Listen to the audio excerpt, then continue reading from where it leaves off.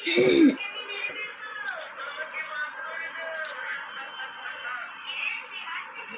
বন্ধুরা, আশা করি যে যেখানে আছো সবাই ভীষণ ভালো আছে। আমিও ভালো আছি, তোমাদের আশীর্বাদে চলছে। আর কি বলবো, মনটা একদম ভালো নেই, জানো তো কি বল। আমাদের আজকে 10 দিন হয়ে গেল কাজের মেয়েটাকে না করে দিয়েছি, এত কামাই করে এই জন্য তো বারণ করে দিয়েছি। বাসন মাজতে মাজতে দেখো আমার হাত, এই হাতটাই দেখো, এই হাতের এই জায়গাটা দেখেছো, বাসন মাজতে মাজতে আমার এই জায়গাটা ফুলে গেছে, পুরো ফুলে উঠেছে জায়গাটা।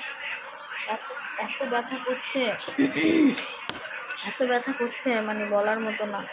বাসন মাজতে মাজতে হাতটা ফুলে গেছে, কিছু ভালো লাগছে না। আবার আজকে রান্নার পিসিও আসেনি, রান্নার পিসি আসবে সেই কালকে থেকে। শনিবার শুক্রবার থেকে রান্নার পিসি আসছে না, শুক্রবার থেকে রান্নার পিসি আসছে না।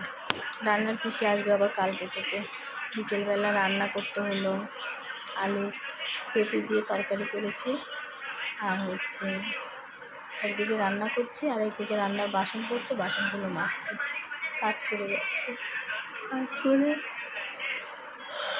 ঘরে এসেছি, ঘরে এসে ছেলে ঘর নোংরা করে ফেলেছে, আবার পুরো ঘরটাকে গোছালাম, গুছিয়ে তারপর এই বসেছি।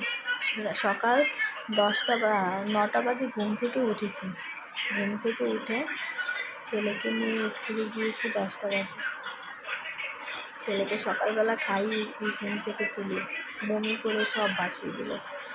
সেই বমি কেচে ছেলেকে পরিষ্কার করে তারপর আবার ছেলেকে রেডি করে স্কুলে নিয়ে গেছি। স্কুল থেকে আজকে ওদের 2 ঘন্টা ক্লাস হয়েছে, 2 ঘন্টা বসেছিলাম, বাড়িতে আসিনি। প্রত্যেক দিন রিক্সা ভাড়া এত যায়, 40 টাকা 80 টাকা, আসতে আর যেতে, আপ ডাউনে 4 বার 160 টাকা প্রত্যেক দিন। তার জন্য আজকে বসেছিলাম, এত টাকা ভাড়া দিয়ে পোষাতে পারবো? আজকে 2 ঘন্টা একটা না 4টার মধ্যে বসে ছেলেকে ছুটি হয়েছে বাড়িতে নিয়ে তারপরে এসেছি। এসে রান্নার পিসে আমাদের পুজোর ঘর মুছে, ঝাড় দেয়, বাসন মাজে, ও তো আসেনি, ওগুলো সব করেছে। তারপরে ছেলেকে চান করিয়েছি, চান করিয়ে ছেলেকে রেডি করিয়ে দিতে চান করেছি। তারপরে ছেলেকে খাওয়াতে বসেছি, ছেলেকে খাইয়েছি, চান করে ছেলেকে ভুল হয়ে গেল, চান করে পুজো ঘরে গেছি, পুজো করেছি, পুজো করে তারপরে ছেলেকে খাইয়েছি, ছেলেকে খাইয়ে নিজে খেয়েছি, নিজে খেয়ে তারপর বিছানা তুলেছি, ঘর ঝাড় দিয়েছি, ঘর মুছেছি, তারপর আবার ছেলেকে ঘুম পাড়িয়েছি, ঘুম থেকে তুলে তারপর আবার ম্যাম এসেছে, ম্যামের কাছে পড়তে বসিয়ে দিয়ে আবার রান্নাঘরে ঢুকেছি, রান্না করেছি, বাসন মেজেছি, আবার রান্না করে ঘর থেকে এসে এখন ঘরে এসে ঘর গুছিয়েছি। তারপর ছেলেটাও বড় হয়ে গেছে, কন্টিনিউ মার খেয়ে যাচ্ছে আমার কাছে, এত মার খাচ্ছে না যা বলার মতো, কি বলবো।